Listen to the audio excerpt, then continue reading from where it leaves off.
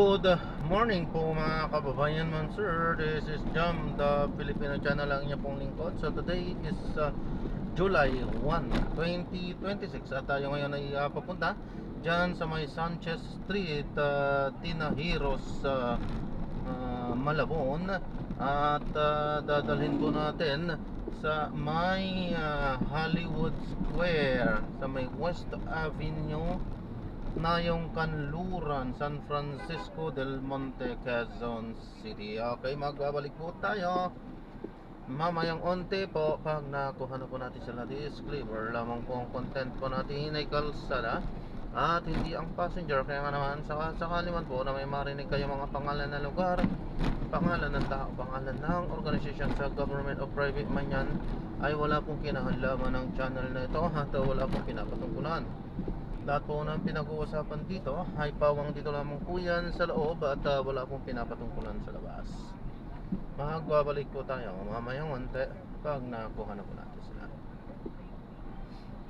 Traffic talaga. Traffic talaga. Lagi talaga. Traffic.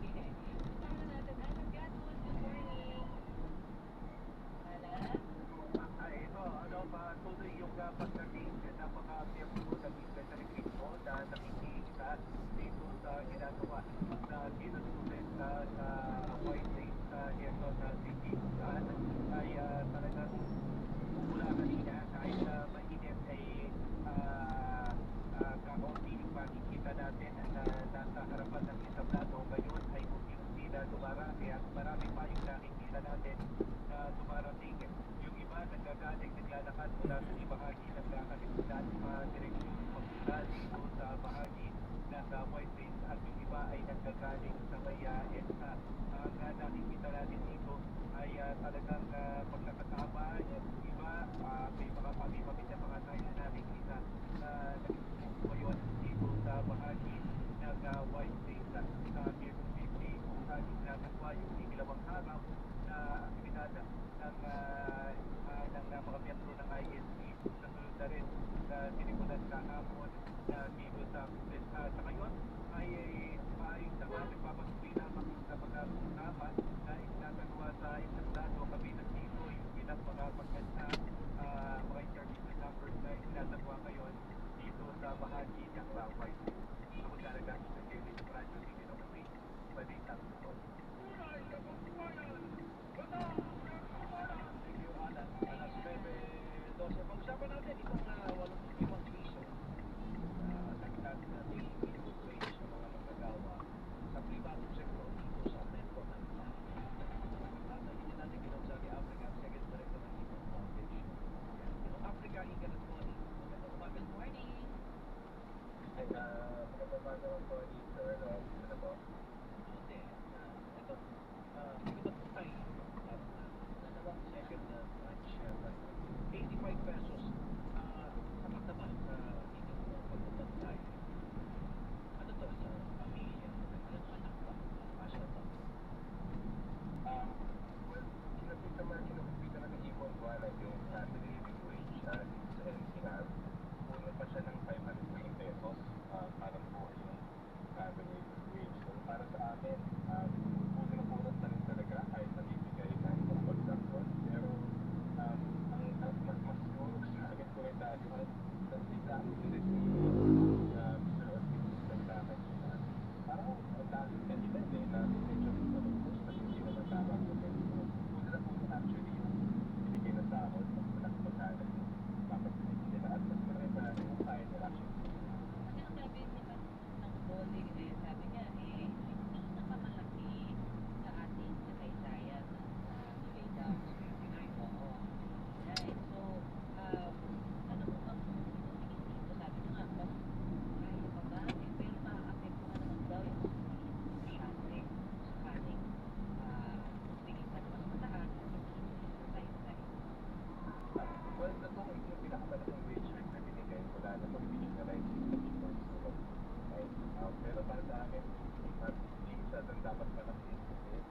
Ibig sabihin din, ganun ka din yung pagtaas. Pero nakarang halos dapat na nagkasa. So, kapag ako'y binabawi mo lahat yung bahagi na dapat sabihin mo, parang hindi dapat gano'n dapat magbigay. Dalawa, yung sinasabi din ang tatamaan yung mga micro. Alam mo, ilang kayo sa dapat pinipili. Ang kahapon na sinabi sa house pinipili mo sa mga parang yung siya yung sinabi naman siya.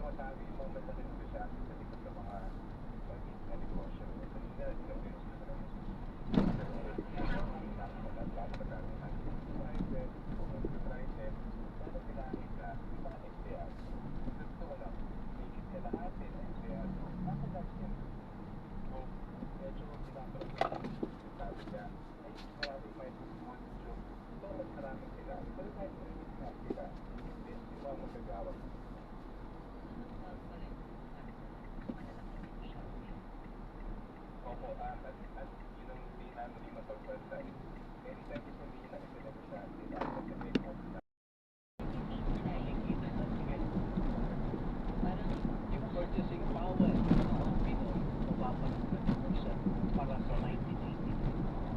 Naalala ko yung mga 1980s partner na sabi niyo po, puro lalo lang ako.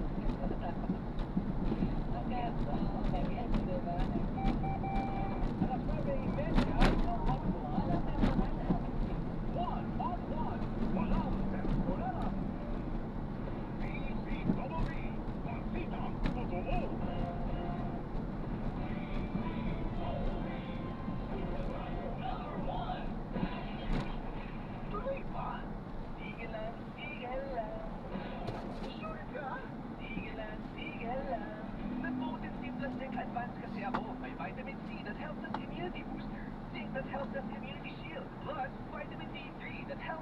beauty support with proper diet and exercise. Yan ang power of 3. Makapag-potency plus 6 advanced na nga rin. Or Canon 6 will help girls with everything potency plus 6 advanced. If symptoms persist, consult your doctor. Sige lang, kasi protektado ka. Tayo na sa iyo, iyo, iyo. Tayo'y magpapagin. Tayo na sa iyo, iyo, iyo. Sila'y eksperto sa gagawin. Sa iyo, iyo, iyo. Inyong matay mahalin. Iyo ay sensitive optical. Ang practical. Iyo ay sensitive optical.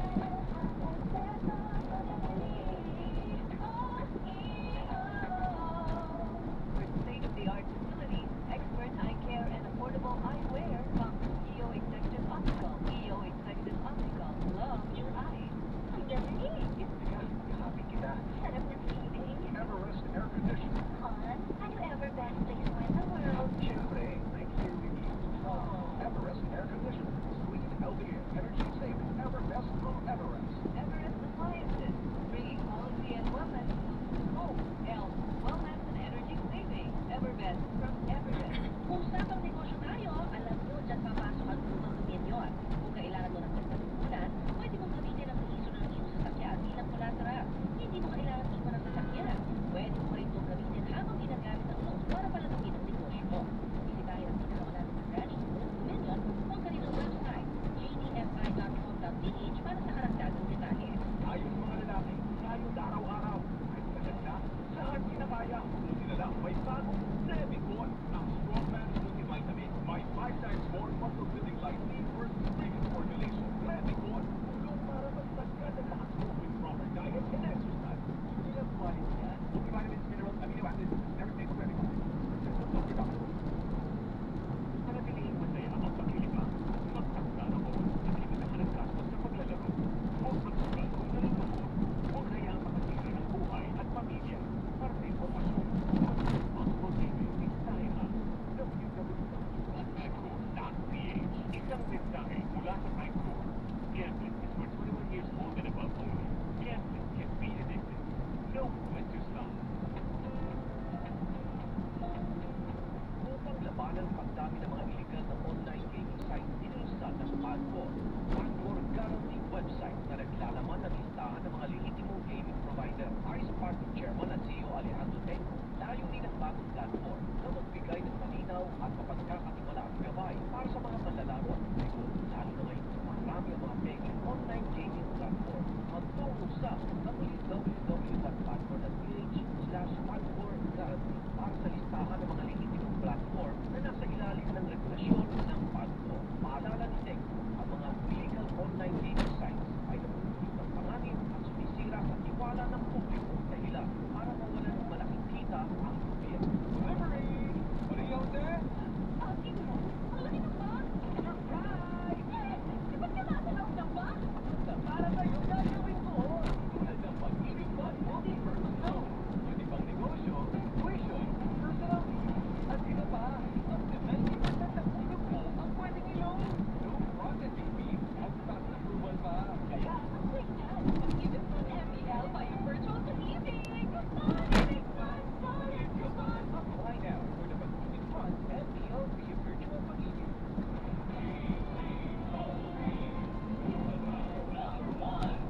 BCBB, Pasitang Totoo. One on one, walang personalan. Alas 9:35, matapuso natin natin si Police Major General Rudy Aperin. Magandang umaga po, General Aperin, Igan Tony. Magandang umaga rin po sa lahat ng Tony. Ano po ang ating lahat ng posibilidad ngayon sa INC Day 2 rally po dyan sa Laguna? Yung NCRPO po ay nag-deploy po ng more than 4,000 na PNP personnel just to make sure the security and safety po ng ating mga kababayan and at the same time the smooth flow po ng traffic best price lalo-lalo na po dito sa araw po dito sa tawag nila. Anong mararamdaman natin na mga turista para maibalik sa kanila yung mensahe na nangyari po sa kanila? Pakaliwanag.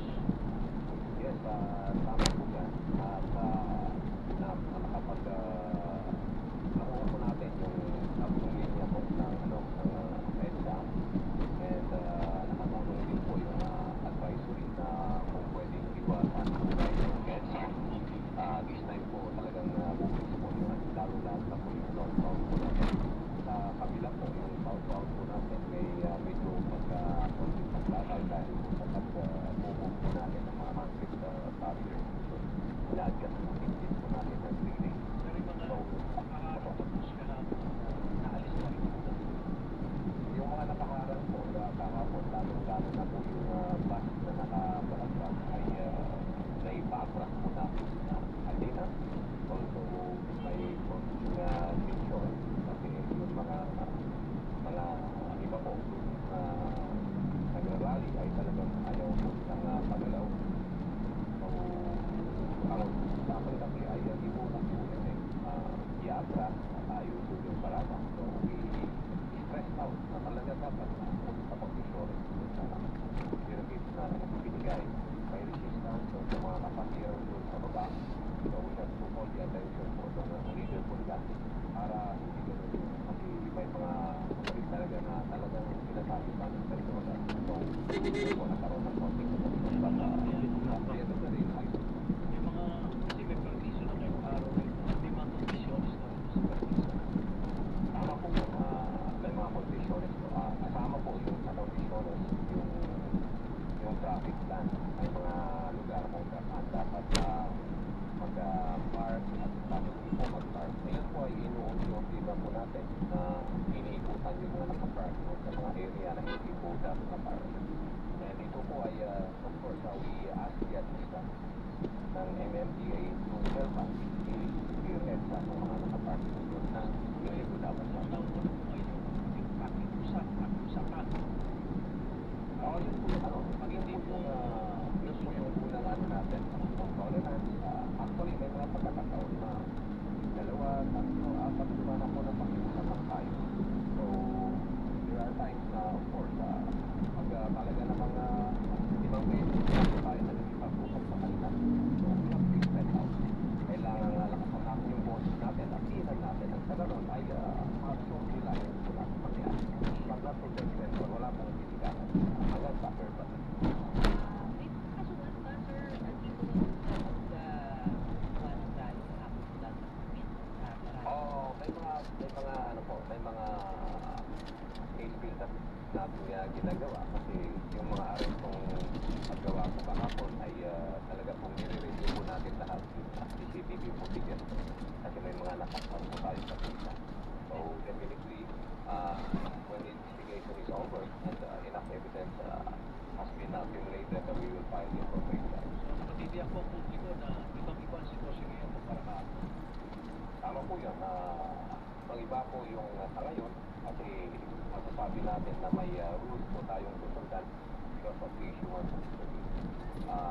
Yesterday, wala po talaga anything wrong. Kung ano yung gusto ng mga nagrarally na walang leader. Wala kasi kung may yung leader, lalong-lalo na po yung tungkol kahapon ko nagkakaroon tayo ng problema. This time around, may naka-standby po ng leader. Yun po yung nilalapitan natin kung hindi sumusunod. May pa po nilang miyembro. Di ba iwasan din may tanong, General Aperito, may payer of intelligence mo ba ang gagawin naman? Kung may hawak na kayo sa NCRP? Actually po, namomonitor natin may posibleng pagkalaw. There was no failure of intelligence to say that. The only problem is kailan yung appropriate time na gagawin nila yun. So, wala pong ulagahan na nangyari kasi 3 hours or 4 hours before yung pag-rally din po, nalaman po natin. So, immediately, nag-deploy din po tayo. Ang simple lang po isa, talagang napakarami po sila. Magpakaagad. So, overwhelmed po yung na-deploy po natin na kapunta. At of course, kapulisan lang po kasi yung nakapag-deploy agad. Other government agencies, hindi po natin i-coordinate po yung deployment ng PNP. Ito siguro maliwanagin din dahil ngayon galap na naman sa media, sa social media. Ito sinasabing may araw, may sinasabi na naman mga gagalang, may sabi mga susunod sa Malacanang. Ano po ang, at meron daw sa Kapampanginan, ano po ang hindi pong masasabi tungkol dyan? I can talk for NCRPO and every time na may malaking rally po na ganito, talaga kung I always order the fortification of Malacanang because ano po yung chief of power. So, I don't want na magkakaroon po ng ganito ng hindi magandang mangyari. So, ang priority ko po is yung mga kanyang workers. And as far as NCRPO is concerned, NCRPO will be for uniform recruitment authority. And that is under the leadership of our current president, President Bongbong Marcos. Doon lang po kami. Mag-aasa po kami na we will stand fighting. Yun po yung stand po ng NCRPO. Yung stabilization po, NCRPO is concerned. I can assure na andito po kami sa uniform recruitment authority. Nakakaroon po natin ng highest alert level ngayon. Ito po ba'y wala naman po kayo nalapit na pinili sa as far as you're concerned, sir? As far as I'm concerned, wala po kami natatanggap at saka yung declaration ng full alert status kaya palagi po nag-declare yung NCRPO ng full alert status, especially may mga rally po malalaki. I always order the declaration of full alert status. So, paano niyo po inarap? Ito po ba'y malawak rally na o destabilisasyon po? I consider this parang rally din sa mga po ito. Wala naman tayong nakikita na destabilization kasi the rally is covered by permit and at the same time, confined po sila sa isang area sa people power. So, I believe as far as NCRPO. General, salamat po at alam ko magiging abala kayo ngayong araw. So, ingat po kayo. Salamat po sa pagkakataon. Maraming salamat at good day. Dinig po ni Police Major General Anthony Averin, siya po ang hepe ng ating National Capital Region Police Office o NCRPO. So, maasahan na po na lalo na yung mga motorista nakikinig sa atin ngayon, dumadaan sa roadside. So, kung kayong medyo mangamba, nagiging mas maayos na dali ng traffic para Pero asahan pa rin na medyo mas mabigat, di ba? Traffic ko dahil pa rin sa dami po ng mga naraniyan. tao pa rin at may mga nakaharap pa rin po sa pinapag-usapang paligiran. Maaaring i-address pa rin. Tsaka ibang nakaparking yata. Yes, at ang Ito, alala ano? namin sa ating mga opisyales, pag may mga ganito, una-una, Ingat po, God bless po. Salamat po. Payo, mga kawawa naman na rin. Double check gamit po. Hindi po. Napasa sila. Ngayon medyo si Henry Oo, nandiyan ulit. Masakasihabagan pa sa may Bataan, malapit sa Metro Manila. Kaya Papaulan din. papaulan pa rin. Ingat po tayo lahat. Alas 9:44 na sa one-on-one. Walang personalan. One-on-one. Walang personalan. DZWB. Balita Totoo.